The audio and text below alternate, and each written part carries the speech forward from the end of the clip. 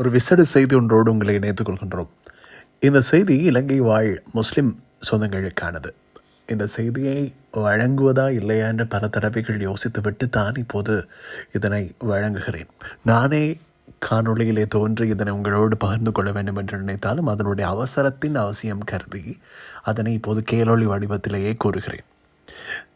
அதாவது சில மாதங்களுக்கு முன்னர் உங்களுக்கு ஞாபகம் இருக்கும், இலங்கையிலே ஒரு போலி நபி தோன்றி தான் ஒரு நபி அல்லது தான் ஒரு தீர்க்கதரிசி, நபி என்று சொல்வதை விட தான் ஒரு தீர்க்கதரிசி என்று சொல்ல முற்படுகிறார். அவர் மிக நீண்ட நாளைக்கு முன்பிருந்தே அவர் செயற்பட்டு கொண்டிருக்கிறார். ஆனால் சில காலப்பகுதியை அண்மித்து சற்றே வித்தியாசமான போக்கில் அவர் அதனை செயற்படுத்துகிறார். அவருடைய பெயர் ஜெரம் பெர்னாண்டோ என்று விரிவான ஒரு காணொளியை வழங்கியிருந்தேன். எனக்கு எப்போதுமே சிந்தனையில் இருந்த ஒரு விடயம்தான், அவர்களுடைய சமூகத்தினரை, அவர் கிறிஸ்தவ மதத்தை பின்பற்றுபவராக இருந்தார். பின்னர் அவர் அதிலிருந்து விடுபட்டு இப்போதும் அவர் கிறிஸ்தவத்தை தான் பின்பற்றுவதாக சொல்கிறார். என்றாலும் அவர் ஒரு தன்னை ஒரு மேம்படுத்தப்பட்ட ஒருவராகத்தான் கருதுகிறார். அது எங்களுக்கு தேவையில்லை, அது அவர்களுடைய அப்பாற்பட்ட விடயத்திற்கு வருவோம். இப்படிப்பட்ட நிலையிலே இவர் கொழும்பிலே, இலங்கையில் நீர்கொழும்பிலே மிகப்பெரிய ஒரு தேவாலயத்தை அமைத்து அப்படியெல்லாம் செய்து கொண்டிருக்கிறார். இதுவரை நடைபெறாத ஒரு மாற்று நிகழ்வு 2 நாளைக்கு முன்பு நடந்தது. அதனை நேற்று பார்த்தபோது மிகவும் கண்களிலே ஒரு விதமான வேதனை. அதாவது ஒரு முஸ்லிம் ஒரு பெண் அவரிடத்திலே இறைவனை மறந்து பேசிய ஒரு காட்சி, நபிகளாரை மறந்து பேசிய ஒரு காட்சி அங்கு காணக்கூடியதாக இருந்தது. அதன் பிறகு அவர் திருகோணமலையிலிருந்து வந்த ஒரு சகோதரி, அவருடைய பெயரை நான் இங்கே குறிப்பிடவில்லை, கந்தலாய் பிரதேசத்திலிருந்து என்று குறிப்பிட்டிருந்தார். பிறகு அவருடைய ஊரிலிருந்து இன்னும் 30க்கும் மேற்பட்டவர்களை ஒரு பேருந்து வண்டியிலே அழைத்து அவர்களையும் அங்கே அவருக்கு கீழால் அடிபணிய வைத்திருக்கிறார். இது மிக வேதனையாக இருந்தது. எங்களுடைய சமூகத்தினுடைய உலமாக்கள், அதேபோல் ஊரினுடைய புத்திஜீவிகள், அந்த திருகோணமலை கந்தலாய் பிரதேசத்தில் இருக்கக்கூடிய பள்ளிவாயல்களினுடைய நிர்வாகத்தினர் இவைகள் தொடர்பில் அவதானம் செலுத்துவதில்லையா என்ற அளவுக்கு அவர்களுக்கு தெரிந்திருக்க வாய்ப்பில்லை. இதன் பிறகுதான் தெரிய வரும் என்று நான் நினைக்கிறேன். இப்படிப்பட்ட சம்பவம் இடம்பெறுகிறது. இந்த சம்பவம் என்ன என்பதை நான் உங்களுக்கு தெளிவாக குறிப்பிடுகிறேன். அதற்கு முன்பதாக ஒரு தெளிவூட்டல். உங்களுடைய சமூகங்களில், உங்களுடைய பிரதேசங்களில் சற்று அவதானமாக இருங்கள். அதாவது இதனுடைய அடித்தள கருதுகோள் என்னவென்றால், முஸ்லிம்களை இறை பக்தியிலிருந்து வேறு பிரித்து இறை நிந்திப்பு என்ற விடயத்திற்குள் உள்வாங்கி இறுதியிலே மார்க்கத்திலிருந்து தூரமாக்கி மதம் மாறுதல் என்னும் ஒரு விடயத்திற்கு அவர்கள் இட்டுச் செல்வதுதான் இறைவன் நம் அனைவரையும் பாதுகாத்து கொள்ள வேண்டும். அறிந்தோ அறியாமலோ அப்படி ஒரு தவறுக்குள் இலக்காகிவிடக்கூடாது. அந்த சகோதரி ஒரு வயது முதிர்ந்த ஒரு தாய் அங்கே ஜெரம் பெர்னாண்டோவுக்கு கீழே வருகிறார்.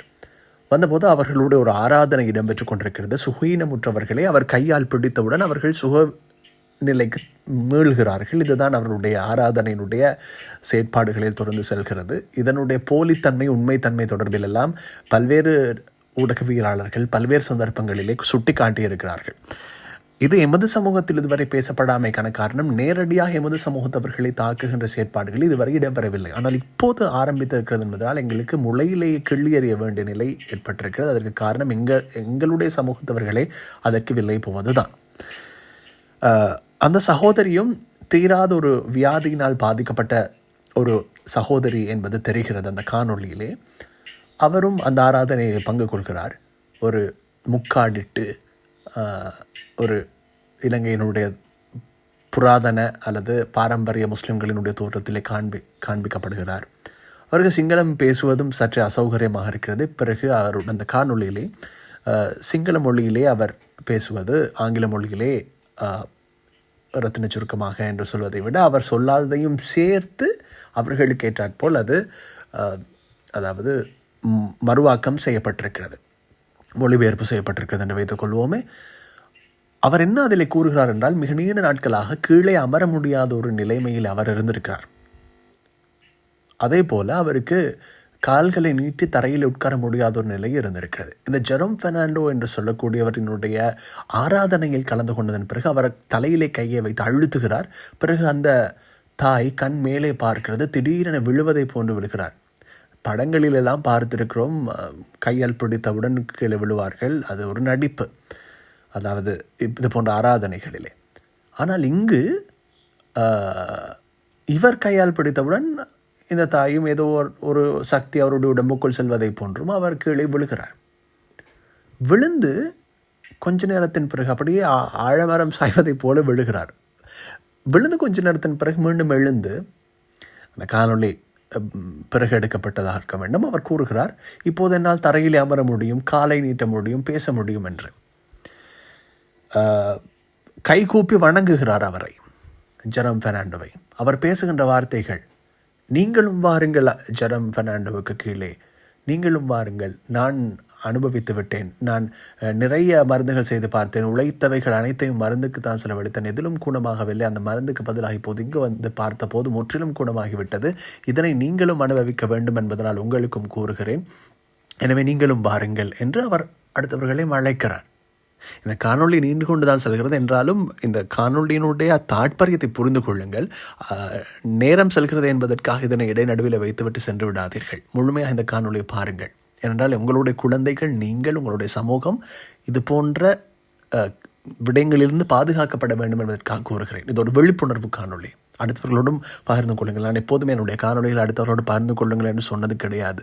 அவ்வப்போது தான் சொல்வேன், இதையும் சொல்கிறேன். ஏனென்றால் இது தெளிவூட்டப்பட வேண்டும். அப்படிப்பட்ட ஒரு நேரத்தில் அவர் சொல்கிறார், நான் கூணமடைந்து விட்டேன், நீங்களும் பூரண நலன் பெற வேண்டுமாக இருந்தால் வந்து விடுங்கள் இந்த பக்கத்திற்கு என்று ஏதோ மற்றவர்களையும் இதை பார்க்கின்றவர்களையும் சென்று பார்த்தால் என்ன என்று ஒரு ஆவல் உறும் அளவுக்கு முனைகிறார். இவைகள் சொல்லிக் கொடுத்து செய்யப்படுகின்ற விடயங்கள் என்பது சிறு பிள்ளைக்கும் தெரிகிறது. எல்லோரையும் ஏமாற்ற முடியும். ஊடகவியலாளர்களை அதாவது எங்களை போன்ற ஊடகவியலாளர்களிடம் இவர்கள் மாட்டிக்கொள்வதில்லை. அதுதான் மிக முக்கியமான ஒரு விடயம். மாட்டிக்கொண்டால் அடுத்த நிமிடம் திரை கிழியும் என்பது அவர்களுக்கும் தெரியும். அது ஒரு புறம் இருக்கட்டும். இப்படி இருக்கக்கூடிய நிலையிலே அவர் சொல்கிறார், நான் இன்னும் எங்களுடைய ஊரில் இருக்கிறார்கள், அவர்களையும் அழைத்து கொண்டு வருவேன் என்று கூறிவிட்டு ஒரு பேருந்து நிறைய ஒரு கிராமத்தினர் வந்து செல்கிறார்கள். பார்த்தால் அவர்களும் கந்தலாய் பிரதேசம் என்று சொல்கிறார்கள். உண்மையிலேயே அவர்கள் கந்தலாய் பிரதேசம் என்பது எங்களுக்கு தெரியாது. அது அவர்கள் சொல்வதை வைத்து தான் சொல்கிறோம். அந்த காணொளி இங்கே பகிர முடியாமைக்கு வருந்துகிறேன். காரணம், இது ஜெரம் பெர்னாண்டோ என்ற அவரினுடைய தளத்தில் இது பதிவேற்றப்பட்டிருக்கிறது. நீங்கள் அங்கே சென்று பார்த்து கொள்ளலாம். அதை நீங்கள் நான் பதிவேற்றவில்லை. காரணம், அது இன்னும் ஒருவரினுடைய காணொளி என்பதனால் அதற்கான உரிமம் எங்களுக்கு இல்லை. என்றாலும் அதில் உள்ள சில நிலப்படங்களை மாத்திரம் உங்களோடு பகிர்ந்து கொள்கிறேன். இப்படிப்பட்ட சூழலிலே அவர் என்ன செய்திருக்கிறார் என்றால், அவர் சொல்கிறார், அவரை புகழ்ந்து பேசுகிறார், இறைவனை மறந்து அங்கே ஒரு தூதர் என்ற ஒரு வசனத்தையும் அங்கே பாவிப்பது போன்று அவர்களுடைய மொழியாக்கத்தில் இருந்தது. அவர் சொல்லவில்லை, அவருடைய வாயாலானால். ஆனால் அதனுடைய அர்த்தம் என்ன? நான் இறைவனை நம்பினேன், இங்கு வந்து விட்டேன், அனைத்தும் நடந்தது என்பதை போன்றுதான் அவருடைய கதையினுடைய சுருக்கமாக இருந்தது. ஆனால் இறுதியிலே அந்த ஊரைச் சேர்ந்த 30க்கும் மேற்பட்டவர்கள் வந்திருந்தார்கள். அவர்களும் ஆராதனையில் இருந்தார்கள். அவர்கள் அனைவரும் பலர் தாடி வைத்து இருந்தார்கள். அவர்களுடைய பெயர் ஏதோ சொன்னார்கள். ஆனால் ஆங்கிலத்தில் அவர்கள் தமிழ் பெயரை சொல்லிவிட்டார்கள். எது எப்படியோ நானும் யோசித்தேன், என்னடா கந்தலாயிலே முஸ்லீம் பெயர்களுக்கு பதிலாக சிங்கள பெயர்கள் உள்ள முஸ்லீம்களும் இருக்கிறார்களா என்று யோசித்தேன். இருக்கலாம், இல்லாமலும் இருக்கலாம். அது அவர்கள் புனைந்தும் இருக்கலாம், உண்மையாகவும் இருக்கலாம். அது இறைவன் மிக அறிந்தவன். எப்படி இருந்தாலும் அப்படி இருக்கலாம், இல்லாமல் இருக்கலாம் என்பதனை தாண்டி அதிலே காணொளியில் இருந்தவர்கள் தங்களை முஸ்லிம்களாக அடையாளப்படுத்திக் கொள்கிறார்கள். அங்கு சொல்லப்படுகின்ற விடயம், அவர்கள் ஆராதனையிலே இது முற்றிலும் இன்னும் ஒரு மத வழிபாட்டில் நாம் பங்கு கொள்வது என்பது முற்றிலும் தடுக்கப்பட்ட ஒரு விடயம். அதாவது இறை வழிபாடு அல்லாத எந்த ஒரு வழிபாடும் நமது வழிபாடுகள் கிடையாது. அதை நாங்கள் இங்கு குறிப்பிட்டே ஆக வேண்டும். அண்ணலம் பெருமானார் ஸல்லல்லாஹு அலைஹி வஸல்லம் அவர்கள் நவென்ற அந்த வழிமுறைகள் அல்லாது வேறு எந்த வழிமுறைகளும் நமது வழிமுறைகளே அல்ல. அப்படிப்பட்ட ஒரு சந்தர்ப்பத்திலே இவர்களினுடைய இந்த செயற்பாடு என்பது மிகவுமே வேதனைக்குரிய, மனதிற்கு வருந்தத்தக்கதாக இருக்கிறது. அதனையும் தாண்டி இப்படி இந்த விடயம் சென்று கொண்டிருக்கின்ற போது அவர்களும் ஏதோ நோய் நிலைமைகள் காரணமாக பாதிக்கப்பட்டவர்கள் என்று கூறுகிறார்கள். அவர்களும் அதிலிருந்து மீண்டு விட்டதாகவும் அவர்களும் அதில் பலன் பெற்று விட்டதாகவும் அவர்களும் கூறுகிறார்கள். என்ன ஒரு பிரச்சனை என்றால், உலகத்தில் உள்ள வைத்தியசாலைகள் அனைத்தையும் மூடிவிட்டு இவர்களை நோக்கி படையெடுத்தால் உலகம் சுவனத்தினுடைய மற்றும் ஒரு பூங்காவாக இருக்குமோ என்று எண்ணும் அளவுக்கு வந்தவுடன் அவர்களுடைய நோய்கள் தீருகிறது என்ற ஒரு விடயத்தை தான் அவர்கள் அங்கே பறைசாட்ட முயல்கிறார்கள். இதிலிருந்து ஒரு விடயம் தெளிவு. ஒரு பட்பசையை விற்பதற்கு, ஒரு சவர்க்காரத்தை விற்பதற்கு, ஒரு கடிகாரத்தை விற்பதற்கு எவ்வளவு விளம்பரங்கள் செய்வார்களோ அதனையொத்து அதே விளம்பரம் எவ்வளவு பார்த்திருக்கிறோம். அந்த விளம்பரத்தை இங்கே அவர்கள் செய்கிறார்கள். ஒரு சிறு குழுவை வைத்து, அவர்களுக்கு சில போது பணம் தேவையாக இருக்கலாம், அல்லது அவர்களினுடைய மூளை சலவை செய்யப்பட்டிருக்கலாம். எது எவ்வாறாக இருந்த போதிலும் சந்தர்ப்ப சூழ்நிலைகளில் சிலர் அப்படி மாட்டிக்கொள்வார்கள் இல்லையா? அப்படிப்பட்ட ஒரு மாறுதலை அவர்களிடத்தில் அவதானிக்க முடிந்தது. அவர்களிடத்தில் அதற்கான தெளிவு இல்லையோ என்று எண்ணும் அளவுக்கு அது மாறி இருக்கிறது. ஆக அவர்கள் மதம் மாறினார்களா இல்லையா என்பது அல்ல இங்கு நாங்கள் பேசப்படுகின்ற அல்லது பேசுகின்ற விடயம். அவர்களை அந்த அளவுக்கு மாறுகின்ற தன்மைக்கு முதல் கட்டத்தில் மாற்றுகிறார்கள் என்றால் அவர்களுக்கு ஏதோ ஒன்று இல்லாத, அவர்களுடைய நம்பகத்தன்மையை பெற்றுக்கொள்ளும் அளவுக்கு இடம் பெறுகிறது என்றால் அடுத்த கட்டம் கண்டிப்பாக அவர்களை மாற்றும் அளவுக்கு செல்ல மாட்டார்கள் என்பதற்கு என்ன நிச்சயம்? ஆகவே நாம் அடுத்த சமூகங்களை கண்ணியப்படுத்த வேண்டும், கௌரவம் அளிக்க வேண்டும், அவர்களுக்கு சக உரிமைகள் கொடுக்க வேண்டும். ஆனால் எமது சமூகத்தினுடைய இருப்புக்கு குந்தகம் விளைவிக்கும் எண்ணங்களோடு நடைபெறுகின்ற எந்த ஒரு சந்தர்ப்பத்திற்குள்ளும் நாங்கள் ஆளாகிக் கொள்ளவும் கூடாது. அதை பற்றி பூர்ண தெளிவோடு இருக்க வேண்டும். சிலருக்கு அறிவு இல்லாதவர்கள் என்று நாங்கள் நினைத்து கொண்டிருப்போம். ஆனால் உண்மையில் அவர்களுடைய சொந்த விடயங்களில் மிக நல்ல அறிவை படைத்தவர்களாக இருப்பார்கள். அவர்கள் தெரிந்தும் தெரியாது போன்று நடந்து கொள்வார்கள்.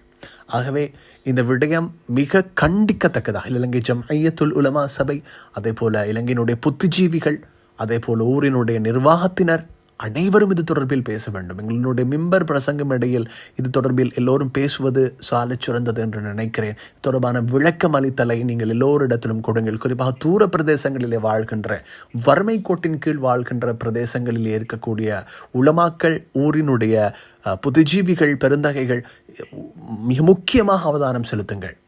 இது போன்ற நிகழ்வுகள் இதர கண்டி, கொழும்பு பிரதேசங்களில் நடைபெறுவது அரிது. ஆனால் குறிப்பாக அனுராதபுரம், புலனறுவை, அதே போல் கிழக்கு மாகாணத்தில் எடுத்துக்கொண்டிருக்கிறார்கள். முஸ்லீம்கள் செறிவாக வாழும் பிரதேசங்களில் இது இடம்பெறுவது குறைவு. ஆனால் முஸ்லீம்கள் எங்கெல்லாம் அதாவது அடுத்த இனங்களோடு இணைந்து வாழ்கிறார்களோ அந்த பிரதேசங்களில் இது போன்ற செயற்பாடுகளை செய்வதற்கு அவர்கள் ஊக்கப்படுத்தப்படலாம்.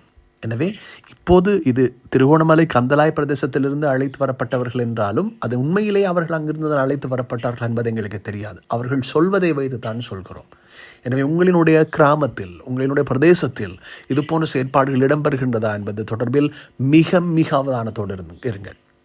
அப்படி ஒரு செயற்பாடு இடம்பெற்றால் அது சட்டவிரோதமானது, முழுமையாக சட்ட ரீதியாக அணுகுங்கள். அதற்காக கைகலப்பில் ஈடுபடுவதோ அடுத்தவர்களுடைய மனதை கொச்சைக்குட்படுத்தி அவர்களை சங்கடப்படுத்துவதோ அல்ல. இதனை தவிர்த்து கொள்ளுங்கள். ஏனென்றால் எங்களுடைய சகோதர மொழி பேசுகின்ற மக்கள் வாழ்கின்ற சரிவான பிரதேசங்களில் இது போன்ற செயற்பாடுகளை செய்ய சொன்னால் அவர்கள் அதனை வன்மையாக கண்டிக்கிறார்கள். அவர்களை அந்த ஊருக்கே அவர்கள் அனுமதிப்பதில்லை. இப்போது அப்படிப்பட்ட ஒரு சமூகத்தில் உங்களுக்கு தெரியும், சுதந்திரத்துக்கு முன்பு கூட இலங்கையில் மற்றும் இந்தியாவில் ஆங்கிலேயர்களினுடைய காலனித்துவம் இடம்பெற்று கொண்டிருந்த போது கூட மிஷனரி பாடசாலைகளில் கல்வி பயில்வதற்கு வந்த மிகப்பெரிய போராட்டங்களை பார்த்திருக்கிறோம். அதற்கு மிக முக்கிய காரணம், நாங்கள் அன்று நினைத்தோம் அதுவும் ஒரு பாடசாலை தானே, அப்படி இருந்திருக்கலாம் என்றானால் இது போன்ற செயற்பாடுகளை வைத்து பார்க்கின்ற போது தான் தெரிகிறது காலம் மாறினாலும் எண்ணங்கள் சிலருக்கு மாறுவதில்லை அல்லவா? அன்று இதைவிட மிகப்பெரிய ஒரு விடயம் இடம்பெற்றிருக்கலாம். இப்போது எம் கண்முன்னே இடம்பெற்று கொண்டிருப்பது என்பது நவீன காலத்தினுடைய யுக மாற்றத்தின் பின்னரான மிக முக்கிய தெளிவுடன் கூடிய தெளிவற்ற நிலையை உருவாக்குதல் என்பதுதான் இங்கு இடம்பெற்று கொண்டிருக்கிறது. நான் பேசுகின்ற தமிழ் உங்களுக்கு புரியும் என்று நினைக்கிறேன். எனவே அன்பான நேயர்களே, இதனை ஒரு காலத்தின் கட்டாயமாக கருதுங்கள். உங்களினுடைய செயற்பாடுகள் உங்களினுடைய பிள்ளைகளினுடைய எதிர்காலத்தை மிக தீர்மானிக்கும் சக்தியாக இருக்கின்றது என்பதனை மனதில் கொள்ளுங்கள். சமூக வலைதளத்தில் கருத்துக்களை பதிவிட்டோம், சமூக வலைதளத்தில் ஏதோ ஒன்றை பார்த்துவிட்டு அன்றைய நாளை கழித்தோம் என்று இருந்து விடாமல் இந்த சமூக வலைதளத்தை சமூகத்தினுடைய வளைவுகள் இடம்பெற்று விடாமல் நேர்கோட்டிலேயே பயணிப்பதற்கான ஒரு தாரக மந்திரமாக பயன்படுத்துங்கள். உங்களதும் எங்களதும் எதிர்காலம் தங்கியிருப்பது என்பது சமூகத்தின் இருப்பில் என்பதை மனதில் கொள்ளுங்கள். குறிப்பாக பெண்களினுடைய மனதை மாற்றுவது என்பது இலகு. அதனை அவர்கள் செய்து கொண்டிருக்கிறார்களோ என்று எண்ண தோன்றுகிறது. மிக மிக கேவலமான ஒரு விடயமாக இருக்கிறது. ஒரு மனிதனுடைய பலவீனத்தை பயன்படுத்தி அதனை ஒரு சமூகத்தினுடைய மாற்றத்திற்கு வழிவகுப்பது என்பதனை எம்மால் ஏற்றுக்கொள்ள முடியாது. எனவே அன்பான நேயர்களே, அந்த சகோதரி அந்த பெயர்கள் எல்லாம் எங்களுக்கு தேவையில்லை. அப்படி ஒன்று நடந்திருந்தால் தயவு செய்து அவர்களை சென்று என்ன நடந்தது என்று ஊர் மக்கள் கேளுங்கள்.